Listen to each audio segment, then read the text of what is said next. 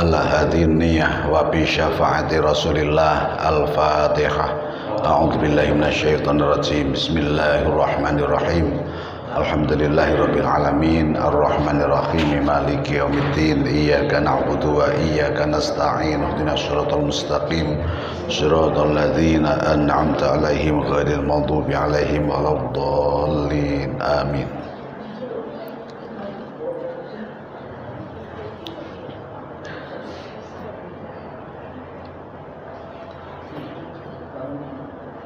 Assalamualaikum warahmatullahi wabarakatuh. Bismillah, alhamdulillah, wassalatu wassalamu ala rasulillah Sayyidina wa maulana Muhammad ibn Abdillah. La haula wa la quwwata illa billah. Amma ba'du. Qala Allah Ta'ala a'udzu billahi minasyaitonir rajim. Syahrul Ramadan alladzi unzila fihil Qur'an hudal linnasi wa bayyinatin minal huda wal furqan.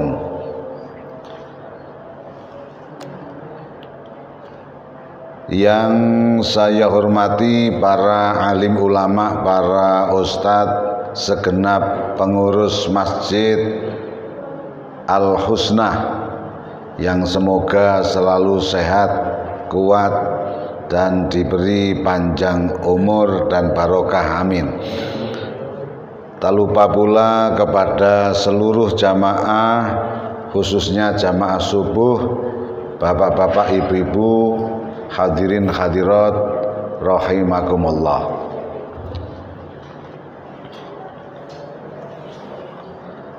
Marilah kita bersyukur kepada Allah. Alhamdulillah, sampai saat ini kita masih diberikan kekuatan, diberi kesehatan.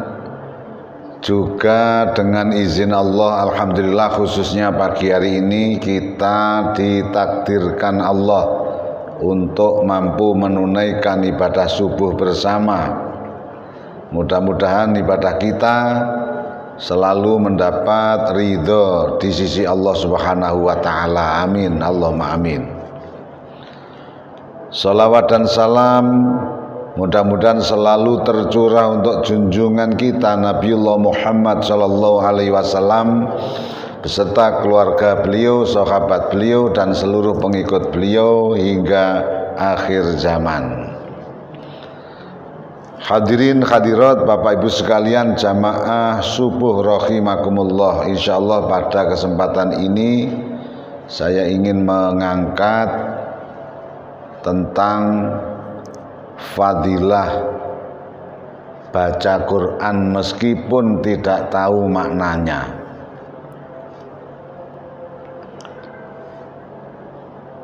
Terkadang ada orang mengungkapkan kalimat begini, di Balikpapan itu masyarakatnya aneh-aneh. Terkadang ada orang sok kritis, dia mengatakan begini, baca Quran kalau nggak tahu artinya, nggak tahu maksudnya, gunanya apa gitu.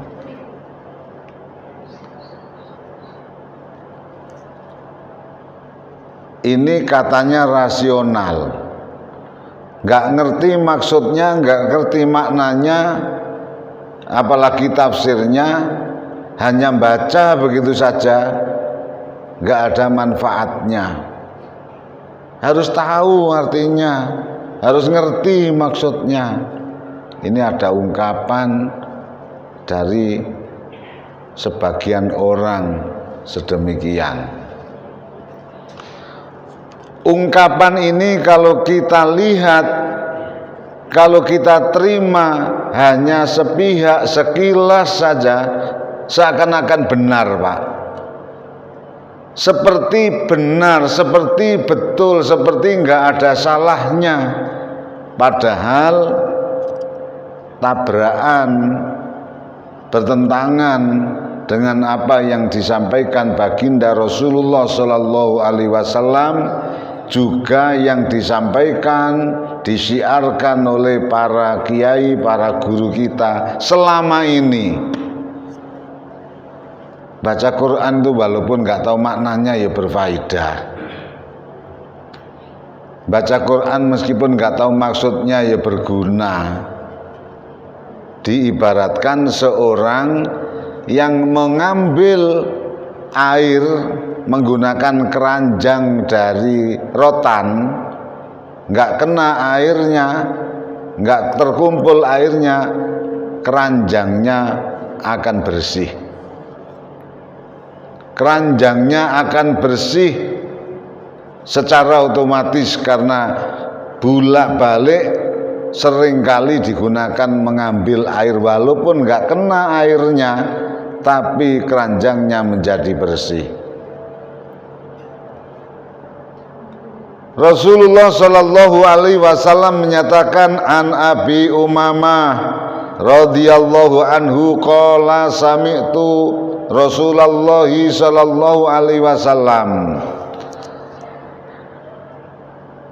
Beliau Abi Umamah ini menyatakan, saya ini loh mendengar baginda Nabi mengatakan bersabda, Iqra'ul Quran fa innahu ya'ti yaumal qiyamati syafi'al li ashabi. Singkat, bacalah kalian akan Al-Quran, bacalah kalian, baca Al-Quran. Sesungguhnya Al-Quran itu akan datang pada hari kiamat memberi syafaat terhadap yang membacanya. Ini Pak, ini menunjukkan bahwa membaca Al-Quran itu akan membawa dampak positif, dampak sangat berharga pada hari kiamat nanti. Iqra'u, baca. Di sini nggak ada pahami, renungkan, ketahuilah maksudnya. Nggak membaca tok, hanya membaca saja sudah membawa manfaat begitu besar. Banyak orang-orang yang gemar mengkaji kitab-kitab tauhid, nggak salah, bagus. Kitab fikih, kitab tasawuf, nggak salah, itu sangat penting. Tetapi dengan gemarnya mengkaji kitab, tumpuan kitab, terkumpul banyak kitabnya, tapi Al-Qur'annya nggak dibaca, itu banyak. Al-Qur'annya nggak dibaca. Padahal jelas, bacalah Al-Quran. Yang dimaksud ya Al-Quran yang ada ini, yang ada mushafnya itu. Fa innahu ya'ti yaumal qiyamah syafi'al li ashabi. Karena Al-Quran akan didatangkan pada hari kiamat memberi syafaat kepada si pembacanya itu, Pak. Ini mesti kita yakini. Kalau nggak yakin, disayangkan.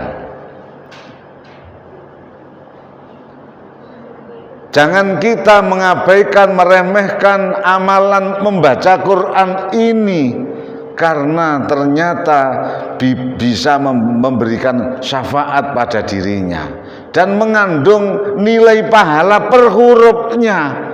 Beda dengan baca kitab-kitab yang lain, nggak dihitung hurufnya. Meskipun kitabnya berjilid-jilid, semalam bisa 2 juz atau 2 jilid, terus diulang-ulang sampai hafal, tahu persis halaman-halamannya. Masya Allah, karena saking seringnya membaca, tetapi nggak ada jaminan per huruf apa yang dibaca itu mendapat nilai kebajikan dari Allah Subhanahu wa Ta'ala. Beda dengan membaca Al-Quran. Ini tidak berarti mengabaikan baca yang lain juga, enggak. Nah, man qara'a harfan min kitabillahi, man barang siapa qara'a yang membaca harfan satu huruf min kitabillahi dari kitab Allah. Orang yang membaca satu huruf saja dari Al-Quran, Masya Allah, falahu hasanatun, maka ia mendapat satu kebaikan. Padahal satu kebaikan itu andaikan ditampakkan langsung oleh Allah, satu kebaikan, Pak Bu, orang nggak sanggup memandangnya, nggak sanggup. Saking kagetnya, saking terkejutnya, betapa besar kebaikan yang diberikan Allah kepadanya. Satu hasanah saja diberikan, orang nggak sanggup, bisa lupa diri. Bayangkan satu hasanah seandainya dibandingkan dengan dunia, kekayaan dunia seisinya, masih bernilai tinggi satu hasanah dibanding dunia seisinya. Nggak sanggup, Pak. Wong kita ini kadang-kadang ngelihat barang milik orang yang bagus, mengagumkan saja kita error kok, Pak. Lihat tumpuan duit, duit rek kayak ngene iki. Nah, padahal bukan milik kita. Nah, itu baru segitu. Gak kuat, gak sanggup. Nah, satu huruf, satu hasanah diberikan Allah, satu hasanah dibanding kekayaan dunia ini masih lebih tinggi, lebih banyak. Ya Allah, ini janji dalam agama yang saya yakin banyak orang itu tidak begitu menghiraukan.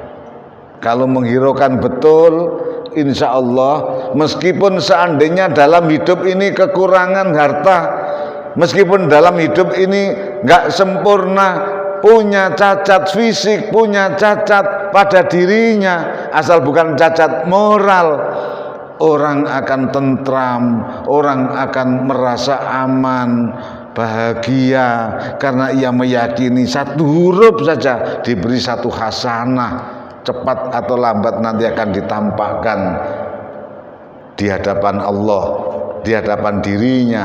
Masya Allah, itu akan ditampakkan. Menanamkan keyakinan ini penting, Pak. Perlu saling memotivasi, memberikan nasihat. Ada orang yang kesulitan, sampai nggak usah sedih-sedih karena urusan begitu aja. Nah, orang datang curhat, aku ini sulit, usaha apa aja jatuh aja, nggak kayak orang-orang. Alah, sampean nggak usah bingung. Ingat loh ya, satu huruf aja diberikan satu hasanah. Tapi memang nggak sekarang langsung. Kalau ditampakkan langsung oleh Allah, sampean nggak kuat. Begitu juga kalau ditampakkan langsung pada diri kita tentang azab Allah, tentang dosa, tentang akibat dari perbuatan dosa, gak kuat juga, Pak. Mungkin nantikan dosa-dosa siksanya diberikan langsung sekarang. Jarang orang yang utuh fisiknya, jarang. Ngomong kotor sedikit, tiba-tiba ada gunting nyasar ke lidah umpamanya. Mata memandang maksiat, tiba-tiba ada yang nonjok ke mata kita. Pikiran sedikit kotor, ada halilintar nyambar, gosong muka kita. Andaikan ditampakkan sekarang siksa oleh Allah, gak ada juga orang yang sempurna, gak ada orang ganteng, gak ada orang cantik. Nah ini, man qara'a harfan min kitabillahi, barang siapa yang membaca Al-Quran, satu huruf dari Al-Quran, falahu hasanatun, maka ia mendapat satu hasanah. Kita yakini, tapi saya yakin semua mesti mengimani ini. Dari sisi nama masjid kita ini aja, Masjid Al-Husna, nah, ya kan Pak? Al-Husna, kebaikan, baik, lurus, benar. Nah itu.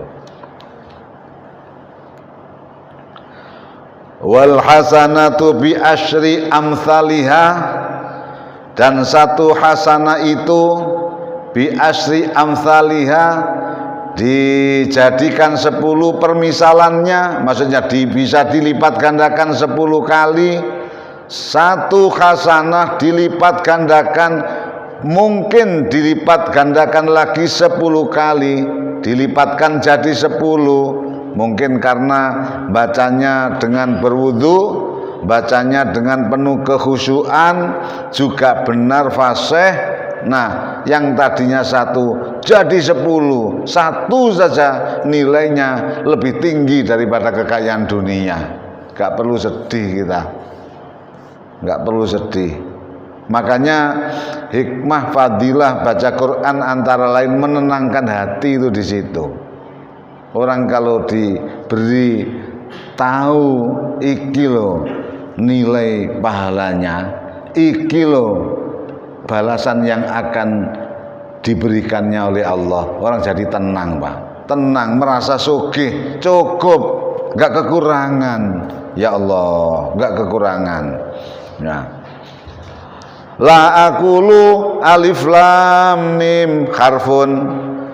Nabi mengatakan, aku tidak mengatakan alif lam mim itu satu huruf, tetapi alif harfun, lam harfun, mim harfun. Tetapi alif dihitung 1 huruf, lam 1 huruf, mim 1 huruf. Alif lam mim berarti 3 huruf. 3 huruf saja nilainya 30 kebajikan kalau sudah dilipat gandakan. Ini perlu kita yakini dan kita tanamkan kepada anak-anak kita, anak-anak remaja yang mungkin cenderung meninggalkan rutinitas Al-Quran, meremehkan kalau ada acara-acara khataman Quran dan lain sebagainya. Ya Allah, ini perlu dihidupkan. Rawahu Tirmidzi wa qala haditsu hasan sahih.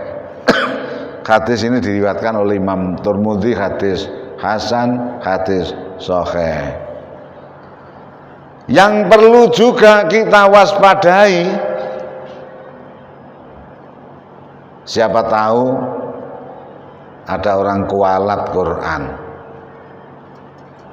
Siapa tahu orang-orang di antara kita, mungkin diri kita sering merasakan sedih, merasakan gersang, tidak bahagia, tidak tentram, pikiran kacau.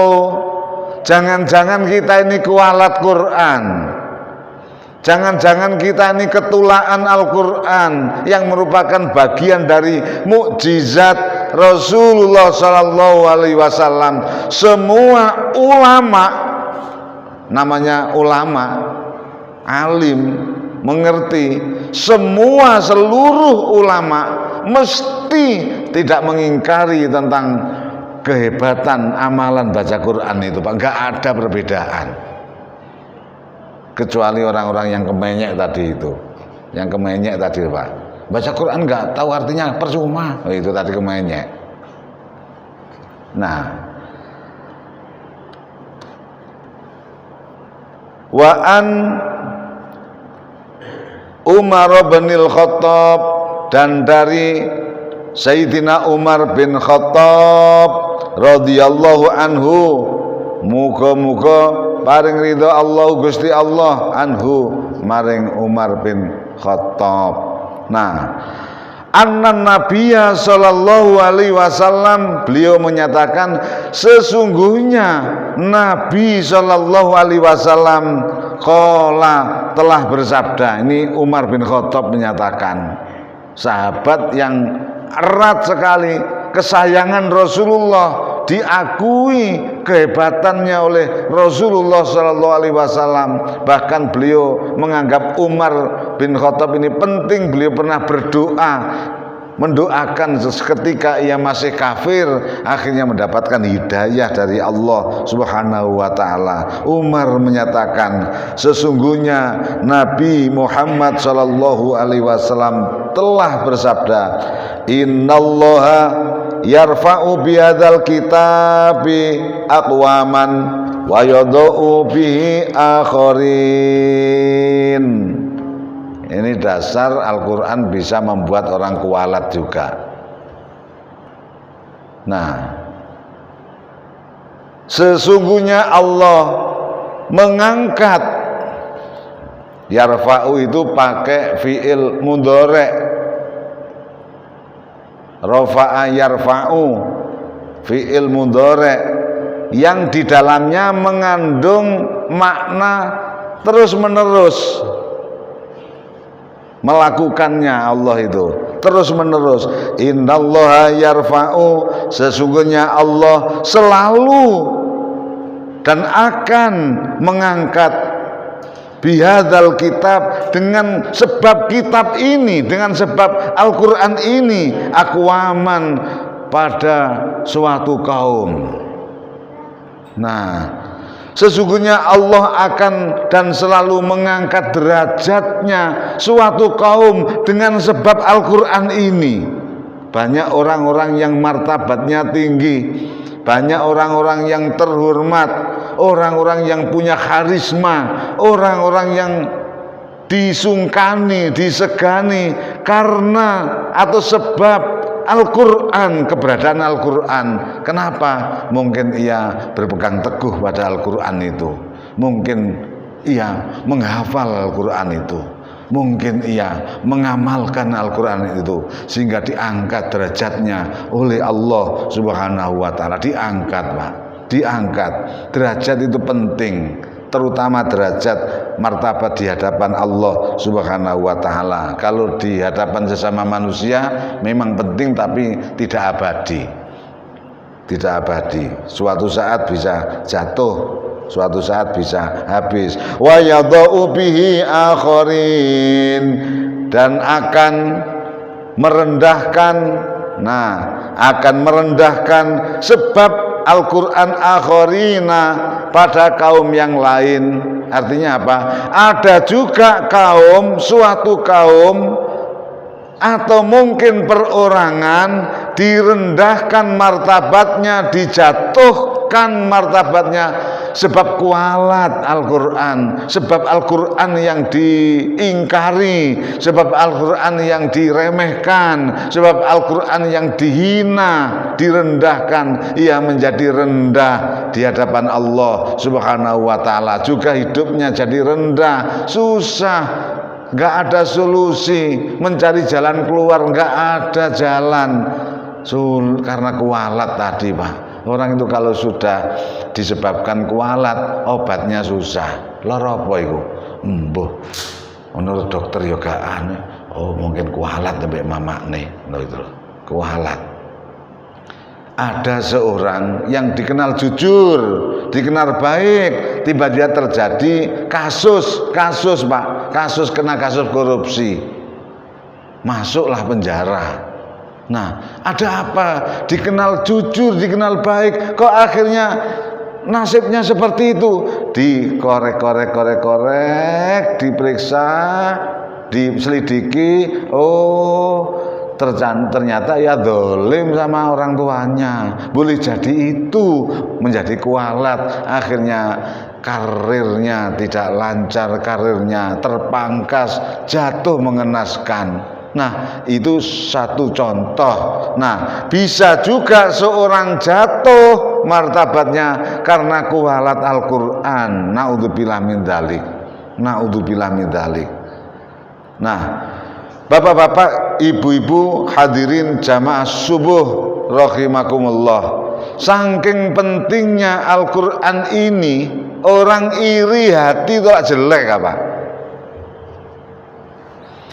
Sifat hasud, perilaku dengki, elek, jangan sampai kita pelihara, harus kita hindari, harus kita jauhi. Kalau kita ada hasad, diingatkan kawan kita, sampeyan aja biarkan ati sampean dengki po. Itu tamparan tetapi sesungguhnya obat. Iya ya. Bahaya. Hasud, iri, dengki serupa. Melihat orang lain seneng dia gak seneng. Melihat orang lain jatuh sakit, bangkrut, dia malah seneng. Ini gambaran orang yang iri, Pak, orang yang dengki. Pada zaman Rasulullah ada musuh-musuh yang selalu iri kepada beliau, Nabi kita Muhammad Shallallahu Alaihi Wasallam, Abu Lahab, Abu Jahal dan kawan-kawan CS-CS-nya itu. Nah, itu gambaran orang yang iri, orang yang dengki. Jelek. Kita umat Islam, kita orang yang beriman, pengikut Rasulullah Shallallahu Alaihi Wasallam, pengikut para guru kita, menegakkan ajaran Rasulullah, ajaran para ulama, kita tegakkan ibadah-ibadah dan lain sebagainya. Ibadah-ibadah yang kita lakukan semuanya, yang hitungannya kalau sholat malam sekian, jangankan sholat malam, 2 rakaat sebelum subuh saja khairun minat dunya wa ma fiha. 2 rakaat sebelum subuh saja sunnah, yang kalau kita lakukan hanya 2 menit atau 3 menit, nilainya melebihi dunia seisinya. Subhanallah. Belum itu, belum amalan puasa, belum lagi zikir wirid yang lain, belum sodakohnya, belum perjuangannya, semua ibadahnya ternyata bisa hilang lenyap nilainya di sisi Allah kalau ia memiliki sifat iri dan dengki, perilaku dengki tadi itu. Naudzubillah min dzalik. Bahaya sekali. Nah, innal hasada yakulul hasanat kama takulun narul khataba. Sesungguhnya sifat hasud, iri dengki, perilaku iri, perilaku dengki bisa memakan nilai-nilai amal kebajikan, bisa memakan pahala sholat, bisa memakan pahala zakat, pahala puasa, bahkan pahala haji bisa habis dimakan perilaku dengkinya itu. Kama takulun narul khataba, seperti halnya kayu bakar dimakan oleh api, seperti api yang memakan kayu bakar. Hutan meskipun luas, belukar, ketika sehabis kebakaran tinggal puing-puing, nggak berguna lagi. Masya Allah. Nah, begitu juga amalan. Ketika amalan kita dipangkas oleh iri dengki, maka menjadi habis. Namun ada iri yang dibolehkan dalam agama kita ini, Pak. Iri yang dilegalkan, direkomendasikan, bahkan dianjurkan. Iri dari Ibnu Umar, putra Umar bin Khattab radhiyallahu anhuma. Nah, anin Nabi sallallahu alaihi wasallam qala la hasata illa fitnataini. Kata beliau, Nabi bersabda, tidak boleh hasud kecuali terhadap 2 hal. Dilarang dengki kecuali terhadap 2 persoalan. Nah, yang pertama, rajulun atahullahu al-Qur'ana. Yang pertama, ada seorang yang diberi Allah ilmu Quran. Pertama, ada seseorang yang diberi Allah mahir, ahli terhadap Al-Quran, fa huwa yaqumu bihi ana al-laili wa ana an-nahar, dan ia mengamalkan, menegakkan hukum-hukum Allah baik pagi, siang, petang maupun malam, siang maupun malam. Nah, orang yang diberi ilmu Quran dan mengamalkan Qurannya itu baik di siang maupun malam. Kok ada orang ahli Quran kemudian ia juga mengamalkannya, ia juga bagus akhlaknya, ia juga punya keramahan, ia juga jujur, tidak congkak, tidak sombong, tawadhu, ahli Quran, suaranya apalagi bagus juga, kita ini boleh iri kepadanya. Ya Allah, saya kepingin seperti ini. Ya Allah, mudah anakku nanti bisa seperti yang bersangkutan, mudah cucu saya nanti mahir seperti ustadz itu, seperti kiai itu. Nah, saya kepingin, iri saya. Ini yang dibolehkan iri seperti itu. Bahkan kalau nggak iri malah jelek.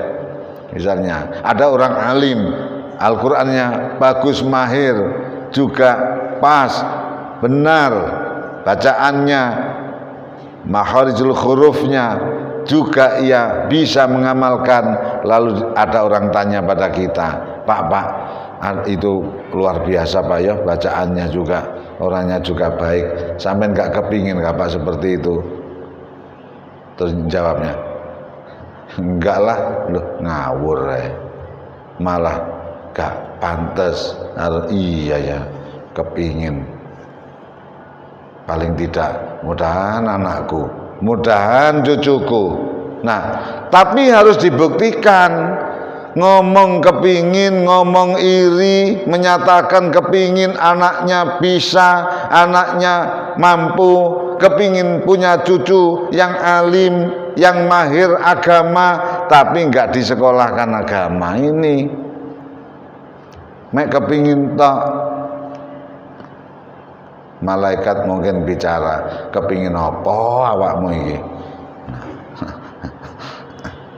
Ngomong sembarangan, kepingin tok, putune sampean gak sampean kon ngaji ngono. Nah, saya teringat waktu masih tinggal di wilayah Gunung Belah dulu. Di sana kan non muslimnya juga banyak. Namanya Sabtu Minggu pagi itu, bapaknya ibunya dulu jarang orang naik motor atau kendaraan ke gerejanya Bukit Sion dan jalan kaki Pak, jalan kaki Pak. Anak-anaknya dibawa, pakaiannya rapi-rapi gitu.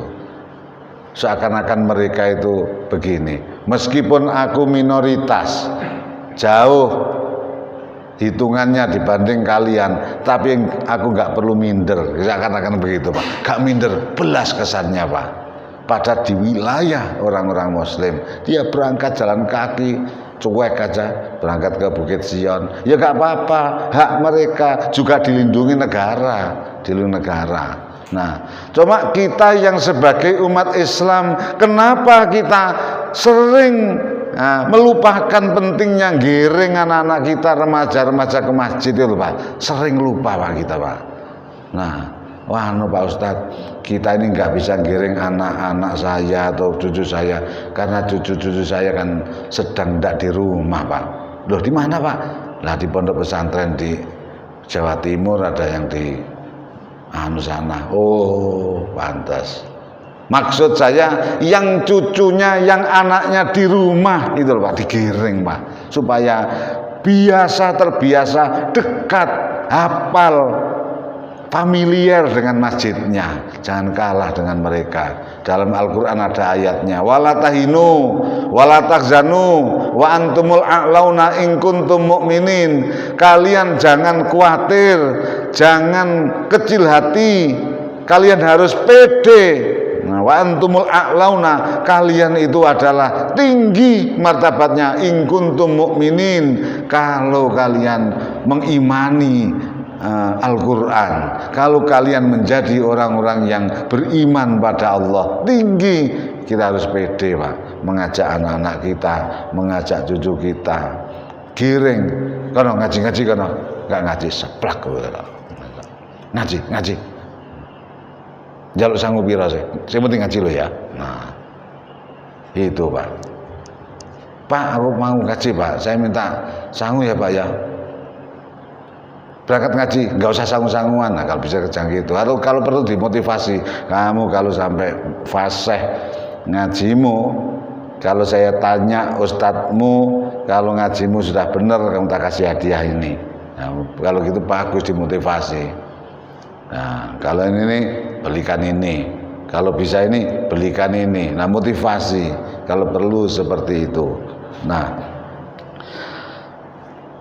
rajulun atahullahul qur'ana fa wa yaqumu bihi ana al-laili wa ana an-nahar. Yang pertama. Yang kedua, iri yang dibolehkan.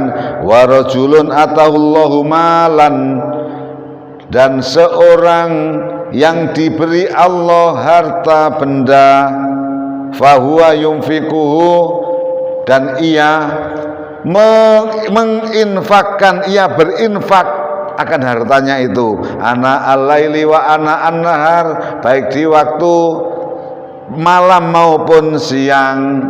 Muttafaqun alaih, Bukhari Muslim.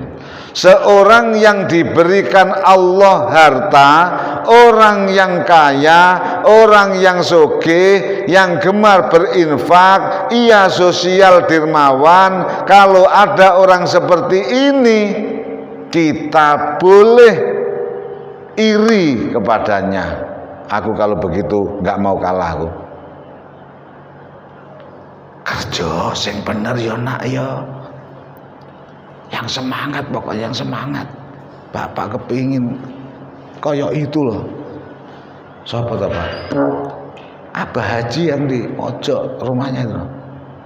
Insya Allah Pak, Insya Allah Pak, Insya Allah Mbah. Nah, kenapa kok nyebut yang bersangkutan? Orang yang di pojok itu seorang haji yang kaya raya, ia dermawan, peduli kepada orang lain. Ia nggak bisa tidur kalau ada orang menderita, harta bendanya seakan milik orang lain pula, milik semuanya. Kalau ada orang kaya seperti itu, kita boleh iri. Tapi kalau ada orang kaya yang pelit, gak usah iri, malah kacau kita ini. Kamu gak kepingin kamu seperti Kang Anu itu, sewoke, mobilnya wapi-wapi, omahe barang wis dadi sing bangun, gak kepingin. Lah apa kepingin? Mau wedik,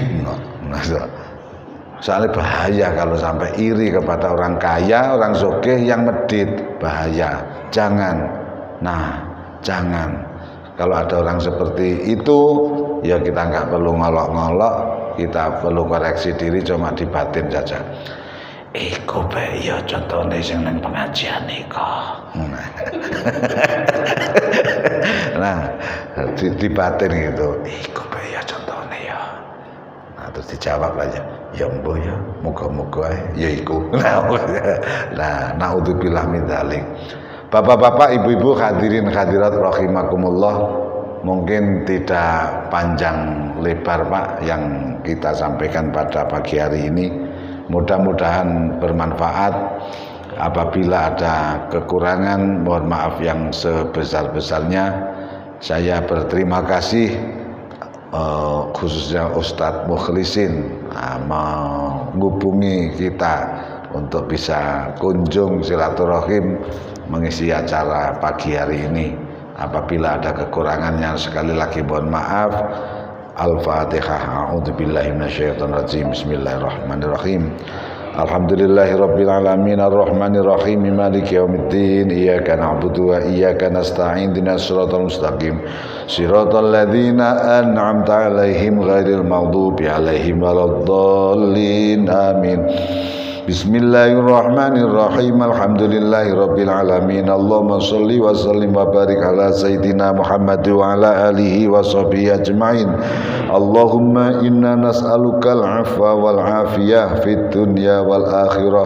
Allahumma arinal haqqa haqqa warzuqna ittiba'ah wa arinal batila batila warzuqna ijtinabah. Rabbana zalamna anfusana wa illam taghfir lana wa tarhamna lanakunanna minal khasirin. Rabbana hab lana min azwajina wa dhurriyyatina qurrata a'yun waj'alna lil muttaqina imama. Rabbana atina fid dunya hasanah wa fil akhirati hasanah wa qina adzabannar. Subhana rabbika rabbil izzati amma yasifun wa salamun alal mursalin walhamdulillahi rabbil alamin. Taqabbalallahu minkum. Hadanallahu wa iyyakum ajma'in wallahu muwaffiq ila aqwamit thoriq. Wassalamualaikum warahmatullahi wabarakatuh.